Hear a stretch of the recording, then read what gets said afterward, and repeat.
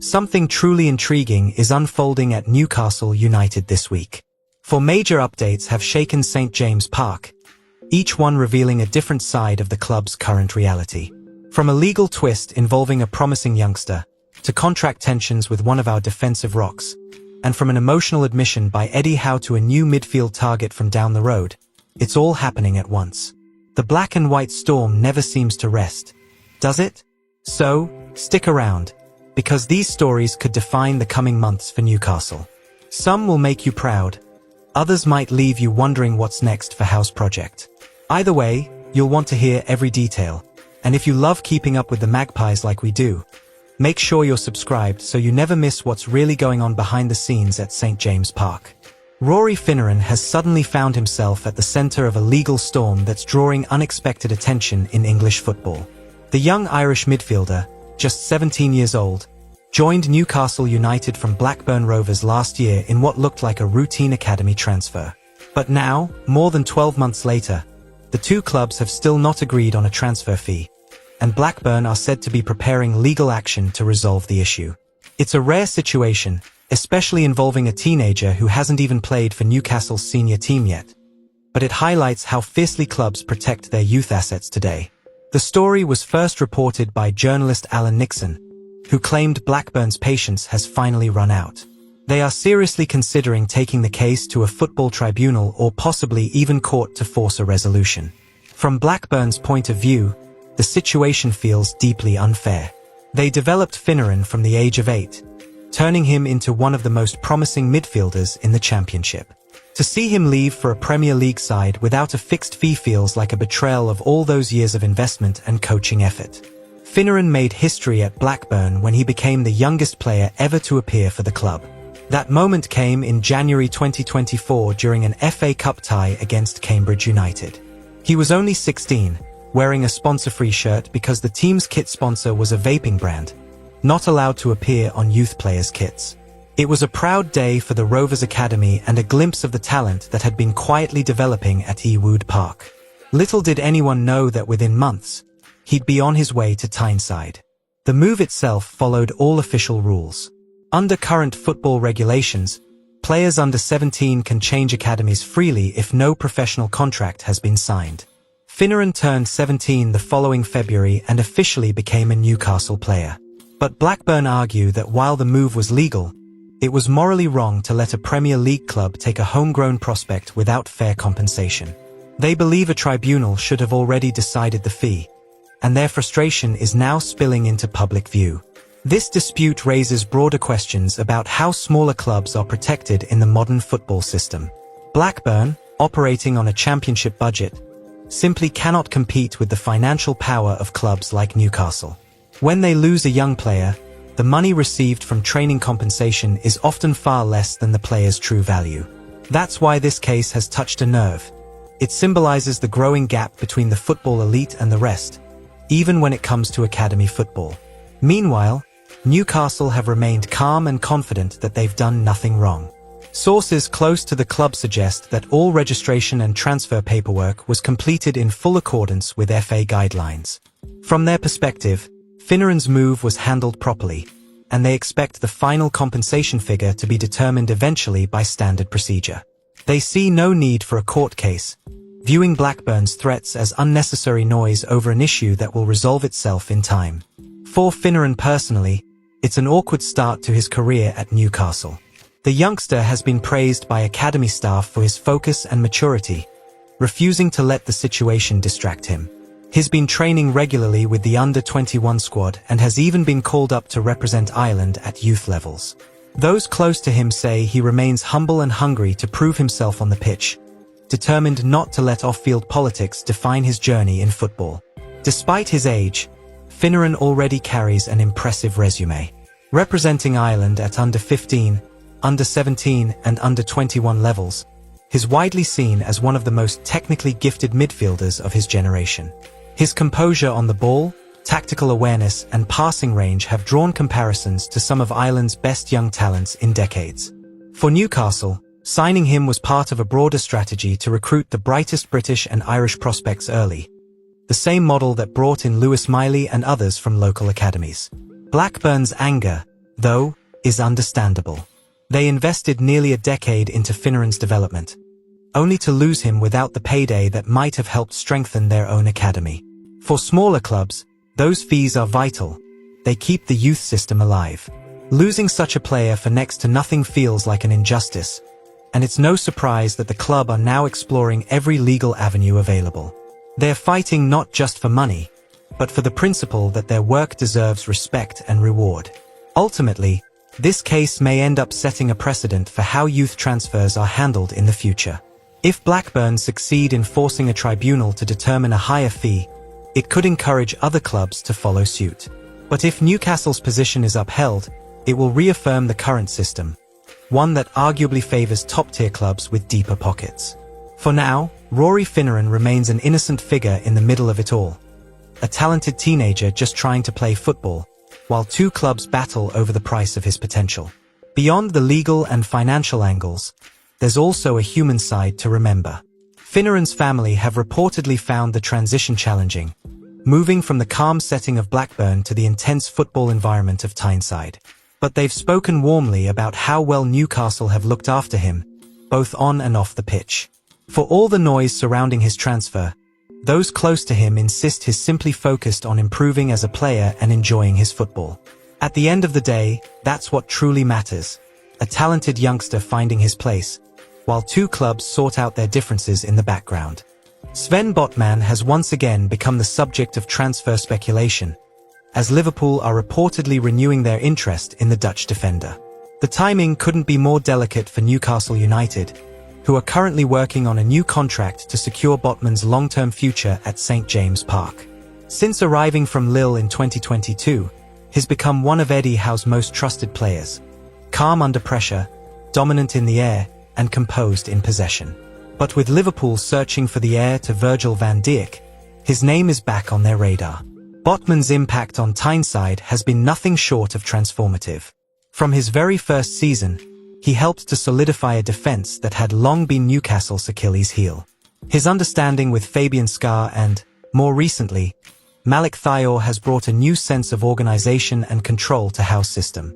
But as Liverpool begin planning for the next generation, Botman's performances haven't gone unnoticed. Sources close to Anfield suggest he's being closely monitored by sporting director Richard Hughes and head coach Arne Slot. Newcastle, aware of the growing attention, are moving quietly behind the scenes. Talks are underway for a contract extension that would see Botman's wages rise from around £90,000 per week to roughly £150,000, matching the club's top earners, Bruno Guimaraes and Anthony Gordon. For Howe, keeping Botman happy and fully committed is a top priority. The Dutchman isn't just a solid centre-half. He's a symbol of the new Newcastle, disciplined, modern, and ambitious. The situation, however, is complicated by timing. Ross Wilson, Newcastle's new sporting director, is juggling several crucial renewals at once, including Trippier and Schär. Botman's deal remains high on the list, but with so many moving parts, finalizing it could take longer than fans expect. Wilson's plan is to secure the entire defensive unit for the next 3 years before committing to additional wage rises. It's a pragmatic approach, but one that could test the patience of Botman's camp. Meanwhile, Liverpool's recruitment team are analyzing long-term defensive solutions. Van Dijk, now approaching his mid-30s, remains world-class but is inevitably nearing the latter stages of his career. Ibrahima Konaté's recurring injuries have raised concerns, leaving Liverpool eager to identify reliable successors. Botman fits the bill perfectly. He's young, experienced, and already proven in the Premier League. His calm temperament, physical presence, and tactical intelligence make him an ideal candidate for a top club's defensive rebuild. It's worth noting that Arne Slot has long admired Botman, dating back to their time in Dutch football. Slot reportedly views him as the kind of player who brings composure and leadership without drama. While Liverpool's current focus is on strengthening midfield depth, they're always preparing ahead, and Botman's name has resurfaced in internal discussions more than once. No formal bid has been made, but history shows how swiftly Liverpool can move when they truly want a player. Eddie Howe, for his part, remains relaxed but watchful. He knows how crucial Botman is to the structure of his team, and losing him would be a major blow both tactically and psychologically. Howe has publicly praised Botman's professionalism and consistency, describing him as a rock in the heart of our defense. Privately, though, he's aware that uncertainty around contracts can create distractions, especially when big clubs begin to circle. Securing his future is therefore seen as a quiet but essential task. Botman himself has shown no sign of wanting to leave. He's settled in the Northeast, enjoys playing under Howe, and has formed a strong connection with the fans. Those close to him describe him as loyal and grounded, someone who values stability over glamour. Still, football has a way of changing quickly. If Liverpool were to make a substantial offer, Newcastle's board would face a defining moment, whether to cash in or stand firm and protect their project. From a financial perspective, Newcastle are in a stronger position than ever before. The club no longer need to sell to survive, and they're determined to build a team capable of competing at the top end of the table. That means holding on to players like Botman, even when temptations arise. Letting him go would send the wrong message, that Newcastle are still a stepping stone rather than a destination. And that's not the image Howe wants to project to his players or the wider football world. As it stands, the likely outcome remains positive for Newcastle. Botman is expected to sign a new long-term deal before the end of the season, one that rewards his performances and reinforces his importance to the squad. But until pen meets paper, speculation will continue. Liverpool's quiet admiration won't vanish overnight, and the months ahead could be decisive. For now, though, Botman remains firmly black and white, the silent guardian at the heart of Eddie Howe's Newcastle United. What makes this situation so fascinating is how it reflects Newcastle's growing reputation in world football. Not long ago, players might have seen a move to Liverpool as an obvious step up. But today, under Eddie Howe's management and with the club's project moving forward, many see Newcastle as a destination in its own right. That shift in perception is crucial. It shows that the Magpies are no longer just participants, they're contenders. And ensuring players like Botman stay is proof that Newcastle are ready to compete, not just dream. Eddie Howe has spoken openly about one of the most emotional topics surrounding Newcastle United, the future of Elliot Anderson. The midfielder, once seen as one of the brightest prospects from the club's academy, has gone on to shine at Nottingham Forest since leaving St James Park. His performances have drawn attention from major clubs, including Manchester United, and even earned him a call-up to the England national team. But when asked about bringing him back, Howe delivered a sobering answer. It's not financially possible right now. Anderson's transfer from Newcastle to Forest was one of the hardest decisions Howe has had to make. It wasn't about footballing ability. Everyone at the club admired his energy, creativity, and determination. The issue was financial. Due to PSR, profit and sustainability rules, restrictions, Newcastle needed to make sales to stay compliant. Anderson, a valuable homegrown asset, became one of the few saleable players who could ease that pressure. His departure was painful, but necessary to protect the club's long-term stability. Since arriving at Forest, Anderson has flourished. He's become a central figure in their midfield, adding both flair and control to their game. His maturity on the ball and willingness to work defensively have impressed pundits and coaches alike. Thomas Tuchel reportedly praised his development, and it's no surprise that his market value has skyrocketed. Nottingham Forest now value him between £100 and £120 million, a figure that puts him well beyond Newcastle's current reach. When questioned about the possibility of re-signing Anderson, Howe didn't hide his admiration but made his position clear. "It's never about sentiment," he said.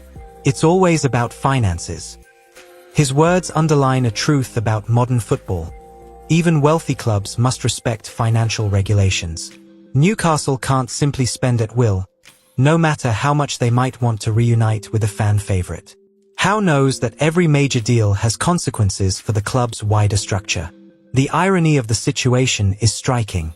Newcastle's heavy investment in recent summers, including the arrivals of Yoane Wissa and Nick Woltemade, was largely funded by the record-breaking sale of Alexander Isak to Liverpool. Without that outgoing deal, big-money signings wouldn't have been possible. That's why Howe has been cautious about new spending. He understands that to maintain progress, the club must continue balancing ambition with responsibility, something easier said than done in the Premier League's financial climate. Privately, Howe admits that losing Anderson hurt. The midfielder represented everything Newcastle are trying to build: youth, energy, and local pride. Letting him go wasn't a choice of footballing preference but a matter of compliance. "We had no alternative," Howe reportedly told his staff at the time. Anderson himself has said he holds no bitterness, acknowledging that the move allowed him to grow as a player. But emotionally, for both sides, it was a separation that left a mark. Now, with his performances at Forest attracting top clubs, including Manchester United, the question naturally arises: could he return one day? Howe doesn't rule it out entirely, but it's clear that any move would depend on future financial flexibility. Newcastle's focus remains on sustainable development, improving the squad without jeopardizing compliance. Anderson's price tag, however, makes that dream highly unrealistic in the short term. As Howe bluntly put it, "Those are not the kind of fees we can afford." Still, the connection between Anderson and Newcastle hasn't been lost. He remains loved by the fans, many of whom see him as one of their own. Every strong performance he delivers at Forest is met with admiration and a hint of regret on Tyneside. Supporters often wonder what the midfield might look like today if he'd stayed, perhaps partnering Toon Army or Bruno in Howe's evolving system. It's a question without an answer, but one that fuels endless pub debates across the Northeast. Beyond the sentiment, Howe's attitude reflects his maturity as a manager. He understands that football is about timing, and sometimes difficult decisions lead to growth. Newcastle's long-term project relies on patience, planning, and the ability to separate emotion from logic. Howe's honesty about Anderson isn't a lack of ambition, it's a sign of realism. The club have come too far to risk financial trouble for one emotional signing, no matter how talented or beloved the player might be. For now, Elliot Anderson's chapter at Newcastle remains unfinished. Perhaps one day the financial stars will align, and a reunion could happen. Until then, both parties continue to thrive in their own paths. Forest have a gem who's blossoming into an England international, and Newcastle have a manager who refuses to compromise the club's future. It's a story filled with respect, regret, and pride, proof that sometimes, even the hardest decisions can lead to the right outcome. There's also a certain poetic side to this whole story. Anderson's rise serves as a reminder that Newcastle's academy continues to produce talent capable of shining on the biggest stages. Even though he's wearing different colors now, every dazzling pass or clever assist he makes reflects well on the work done back at St. James Park. It's proof that the club's vision of nurturing young talent still bears fruit, even when circumstances force painful decisions. One day, that same system might bring another Anderson, and maybe, just maybe, this time Newcastle will be able to keep him. Hayden Hackney has emerged as one of Eddie Howe's main transfer targets as Newcastle United prepare for the upcoming January window. With the record-breaking sale of Alexander Isak giving the club fresh financial flexibility, the focus has turned towards midfield reinforcements. Despite having a solid trio in Bruno Guimaraes, Sandro Tonali, and Joe Linton, Howe believes his squad still lacks depth in central areas. Hackney, currently impressing at Middlesbrough, is seen as the perfect fit: young, talented, and eager to make the next step. According to Football Insider, Newcastle's scouting department have been monitoring Hackney closely for several months. Mick Brown, a well-respected voice in English football, described him as a top-level player with massive potential. For Howe, that endorsement only strengthens his conviction. He wants midfielders who can handle the intensity of Premier League football while also being humble enough to grow within his system. Hackney, aged 23, fits that description perfectly and has already shown maturity beyond his years. Hackney's performances in the Championship have caught the attention of several Premier League clubs, including Tottenham. His ability to dictate the tempo of games and link defense with attack has made him Middlesbrough's most influential player this season. He's also earned praise for his work ethic, leadership qualities, and willingness to press opponents aggressively. For Newcastle, those traits tick every box. The club's recruitment model prioritizes players who combine ability with attitude, and Hackney appears to embody both. However, Howe isn't viewing Hackney as an immediate starter. The idea is to integrate him gradually, allowing him to learn from senior players such as Bruno and Joe Linton. That development pathway has worked before with others like Lewis Miley, who's now breaking through after patient mentoring.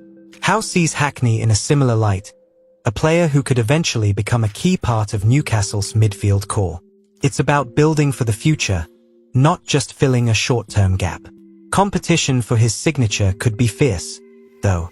Tottenham's interest is genuine, and other clubs are likely to join the race once the window opens. Middlesbrough know they have a valuable asset on their hands and won't sell cheaply. Reports suggest they could demand around £30 to £35 million, a figure Newcastle would consider fair if they believe in the player's long-term potential. The financial position following Isaac's sale means the club can afford to invest strategically, but Howe is determined not to overspend. Hackney's game style aligns perfectly with what Howe values in midfielders. His calm in possession, reads the game well, and has an eye for a forward pass. But he's also defensively disciplined, making him ideal for the high-intensity pressing system Newcastle use. Those who've watched him at Middlesbrough describe him as a modern all-rounder, someone who can break up play one moment and start an attack the next. That versatility could make him a valuable rotation option in a demanding Premier League campaign. The move would also carry symbolic significance. Recruiting a promising young English player from a northern club fits perfectly with Newcastle's identity and long-term vision. Howe wants to keep the squad's character grounded, focusing on hard-working professionals who understand the culture of English football. Hackney, born and raised in the region, represents exactly that. He'd arrive not as a superstar, but as a player hungry to earn his place through effort and consistency, a philosophy Howe insists on daily. Timing will be key. Newcastle could move as early as January if the conditions are right, but they might prefer to wait until summer to avoid disrupting the current squad's rhythm. Middlesbrough are pushing for promotion, and losing their best player mid-season would be a blow. For that reason, discussions may start quietly, with formal negotiations postponed until later. Still, Newcastle's interest is firm, and their scouts continue to watch every one of his matches. Behind the scenes, Howe and Ross Wilson are working closely on the January strategy. The goal isn't to make flashy signings, but smart ones. After years of rebuilding, Newcastle now have a squad full of quality, but not yet the depth required for sustained success in Europe and domestically. Hackney's arrival would bring balance, a player who can step in when needed without dropping the team's standard. It's the kind of transfer that builds foundations rather than headlines. For Hackney himself, the prospect of joining Newcastle must be exciting. The chance to work under Eddie Howe, train alongside established internationals, and play in front of a passionate St. James Park crowd could be irresistible. Whether it happens in January or later, the interest is real, and the fit makes perfect sense. Newcastle's ambition to blend youth, quality, and local spirit continues to drive their project forward, and Hayden Hackney might just be the next piece of that carefully constructed puzzle. What makes Hackney's potential move so appealing is that it feels like more than just a transfer. It feels like a statement. Newcastle aren't chasing stars for the sake of headlines anymore. They're building something real, sustainable, and deeply connected to the club's roots. A young, driven, northern lad joining a side led by Eddie Howe fits perfectly into that picture. It's the kind of move that reminds fans what modern Newcastle stand for. Hard work, ambition, and a belief that the next big success story might just come from closer to home. What a mix of emotions for Newcastle fans this week. From the legal complications surrounding young Rory Finneran to the uncertainty over Sven Botman's contract, it's been eventful. Yet through it all, there's a sense that the club are learning to handle challenges with maturity.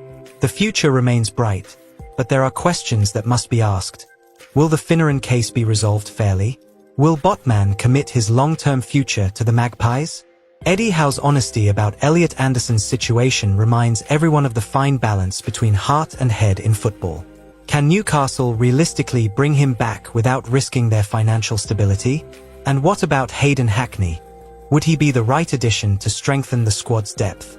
These are questions only time will answer, but they give us plenty to debate and dream about.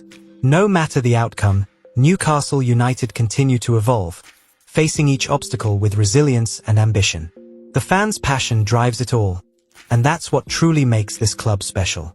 So keep believing, keep discussing, and keep the black and white spirit alive, because this journey is far from over. Wait right there, there's another update waiting for you. So don't miss the next video from Newcastle United News.